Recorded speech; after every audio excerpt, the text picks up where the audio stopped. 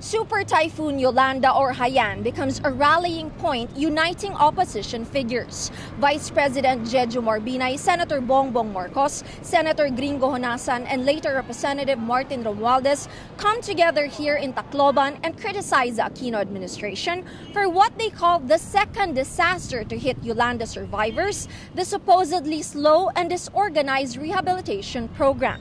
On the second anniversary of the storm that killed over 6,000 people, anti-Aquino politicians lead commemorative events where administration officials are a no-show.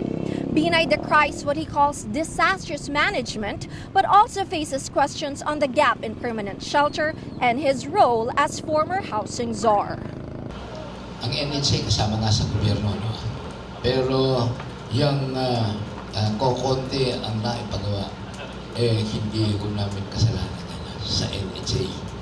Yun kung pagpapagawa depende sa pag-release ng pera ng TBM ni Secretary Abad. Yung mga nai-release namin, yun ang napagawa na sinasabi mo. Ha? Pero yung hindi na ipagawa, wala kasi bibigay na pera ng pagpapagawa.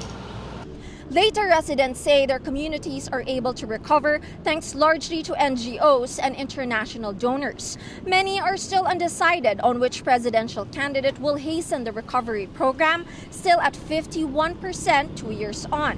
To some, administration standard-bearer Mar Rojas left a mark as former Interior Secretary for his statements and alleged incompetence during Yolanda.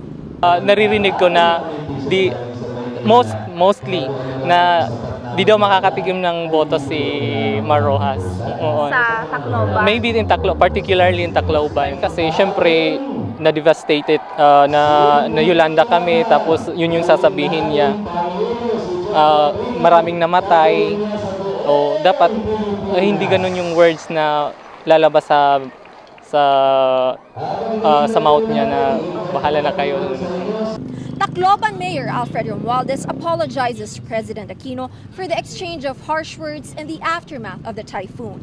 Then and now, dynastic and party rivalry figures into the disaster response. But as Yolanda becomes part of the 2016 election debate, the challenge to candidates is to make disaster risk reduction a policy issue instead of resorting to the usual blame game that only ends in tragedy. Ayi Macraig, Rappler, Tacloban.